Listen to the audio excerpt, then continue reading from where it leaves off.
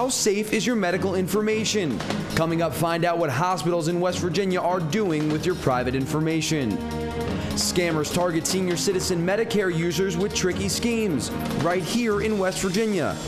Also straight ahead, some credit companies are now using your private information on Facebook when screening loan applications. Our award-winning WVU newscast starts now.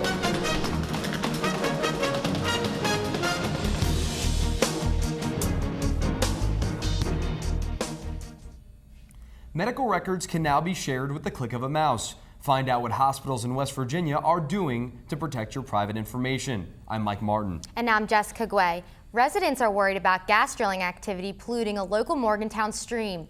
These stories and more on this week's edition of WVU News.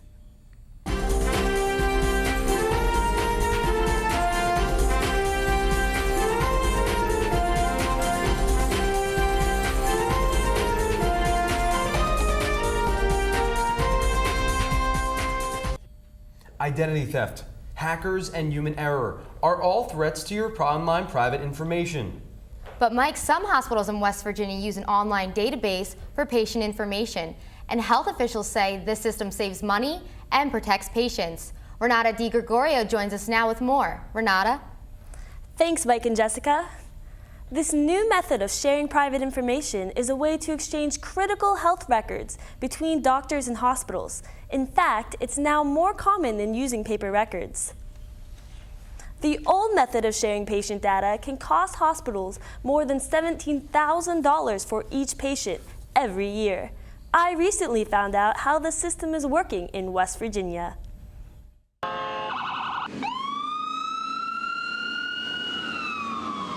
9 hospitals across West Virginia are now members of the Health Information Exchange, or HIE. It's an electronic database of patient healthcare information.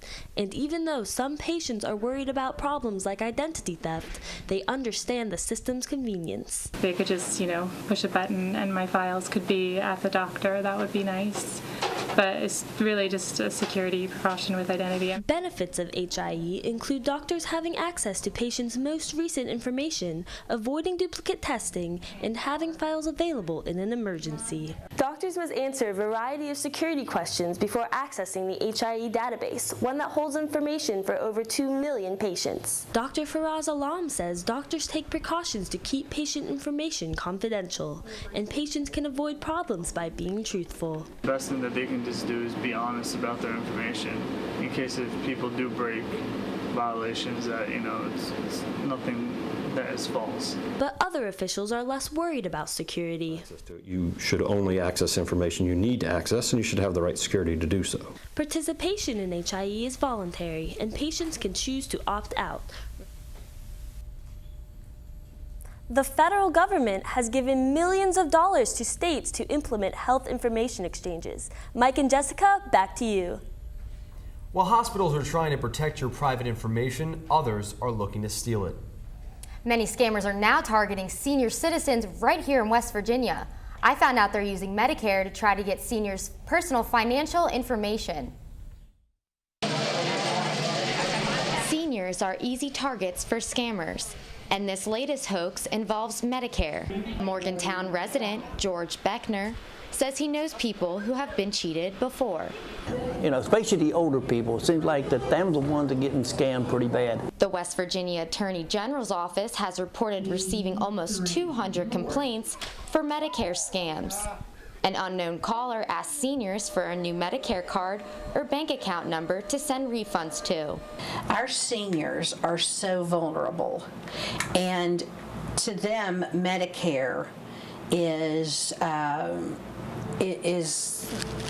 a part of their life. I mean, that's their own, sometimes only insurance that they have. 1 out of 5 senior citizens are victimized by scams, and fraudulent telemarketers direct 56 to 80% of their calls to senior citizens. Medicare information should only be shared with your healthcare provider and not given to anyone over the internet, phone, or to anyone who knocks on your door.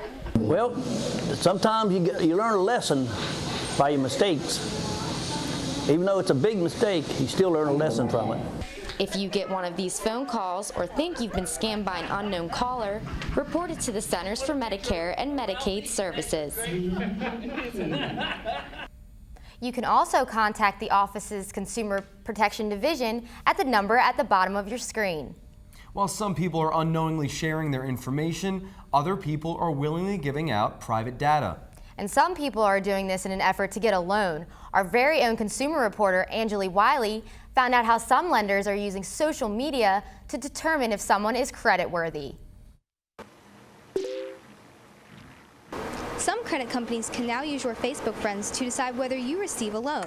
Fairmont resident Stephanie McIntyre has been a Facebook user for 5 years. The bank should look at me personally, my finances, my income, and not even look at Facebook friends, because that has nothing to do with me or how I'm going to repay them. This is how it works. You apply for a loan from one of these companies. In the process, you give these creditors permission to log into your account. They look at your friends to see how their credit stands, then they use this information for your loan. The average Facebook user has 310 friends. 7% of those friends users have never even met, so it is important to think before you hit accept. But this new process doesn't have to hurt your chances of getting a loan. Finance professor Naomi Boyd says there are other ways to prove you have good credit. There are a lot of better methods to establishing a credit history, and individuals need to understand this, and they need to take control of their own sort of destiny and not leave it up to this strange methodology. The average U.S. citizen has a credit score of 691. West Virginia's average credit score is about 60 points lower at 633. Angela Wiley, WVU News, Morgantown. But not all threats are through technology, Jessica. That's right, Mike. A proposed industrial well has many in Morgantown worried about a local stream. Economical development reporter Austin Galmarini joins us now in the studio with more. Austin? Thanks, Mike and Jessica. What is now a recreational area for many could soon be home to a wastewater site. Hydraulic fracturing or fracking is nothing new to West Virginians, but the potential location of a well that would store wastewater has many people concerned. They worry this waste could end up in Deckers Creek.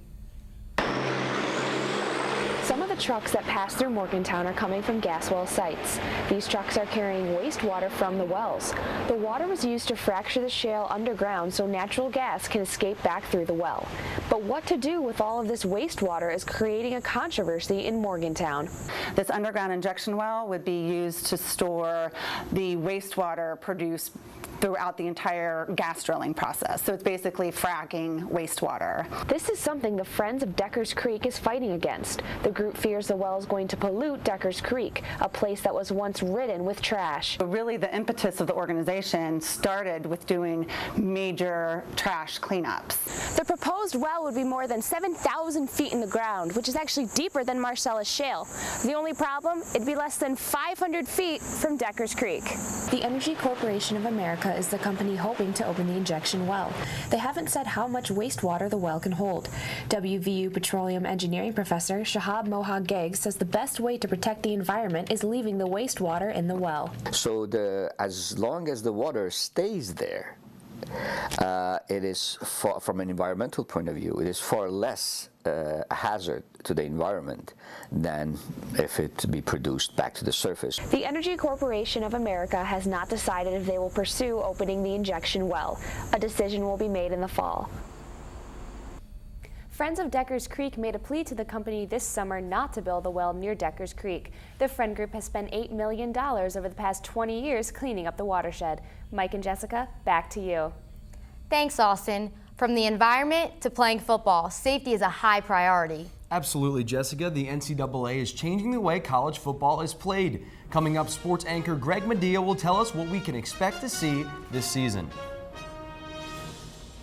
Straight ahead on WVU Sports, I'll tell you about a new rule in college football that is altering the way defenders play the game. We're all different.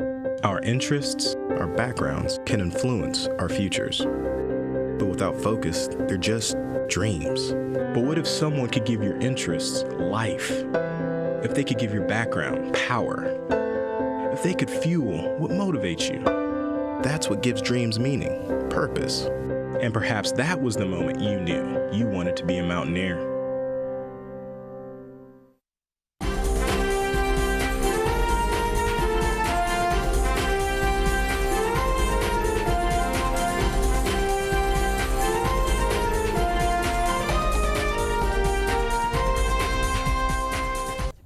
Tackling in football is dangerous if done incorrectly. It sure is, Jessica. Advanced Physical Medicine ranks football the #1 most dangerous sport for athletes.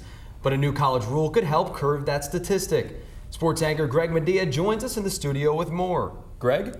That's right, guys. The NCAA is altering the way defenders play the game to help reduce lingering head injuries that occur on the field.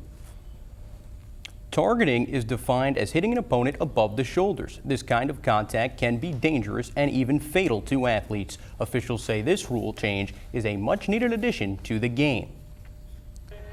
Laying bone-jarring hits and totaling 104 tackles, West Virginia safety Carl Joseph was an impact player a year ago. But with the NCAA's new targeting rule in place, Joseph's coaches want to make sure he understands a new way to tackle. Coaching staff talked about it a lot. Try to teach us the proper way to tackle by lowering our targets. In opening week games across the country, officials called targeting 6 times and threw 6 players out of games. But officials never had to make the call in the first 2 games of WVU's season. Head injuries are all too common on the field. WVU linebacker Doug Rigg was accidentally hit in the head by teammate Carl Joseph in Saturday's game against Oklahoma. It caused a scary scene on the field. WVU head coach Dana Holgerson announced Rigg had a minor concussion but was able to travel back to Morgantown with the team. Thanks, Greg. Worrying about your privacy and safety can be very stressful. You're right, Jessica, but stepping outside may be the cure. Several studies indicate that spending time outdoors reduces levels of stress chemicals in the body. This therapy includes immersing yourself in nature and stimulating all 5 of your senses. According to Japanese researchers, the primary ingredient found in aspirin is actually derived from the bark of a willow tree, showing that properties of nature can benefit our health. But according to a National Academy of Sciences, nature-based recreation is on the decrease by 35% in the last few decades. They say an apple a day keeps the doctor away. Maybe we just need to take a walk outside a bit more and stay a bit healthier. As fall approaches, a place like the Arboretum in Morgantown is a great way to relieve stress. It sounds like a nice way to escape the daily stress, Jessica. It's not a bad way to spend your day either. Well, that wraps it up for our Health and Privacy Special Edition. Be sure to visit us online at our website. You can also watch any of our shows on YouTube, and don't forget to follow us and our reporters on Twitter. I'm Jessica Guay. And I'm Mike Martin. Thanks for watching WVU News. Today we leave you with the sights and sounds of WVU's downtown campus. We'll see you next time.